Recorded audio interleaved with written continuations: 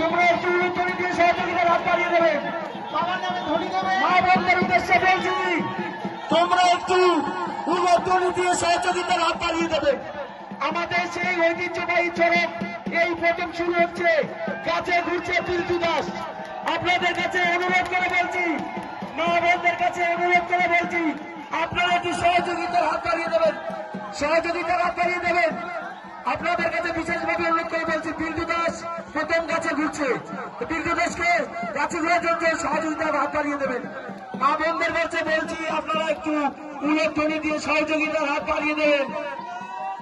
আমাদের প্রথম কাছে ঘুরছেন পিলটু দাস, পিলটু দাসকে মা বোনরা বলছি একটু উলুধ্বনি দিয়ে সহযোগিতার হাত বাড়িয়ে দেবেন।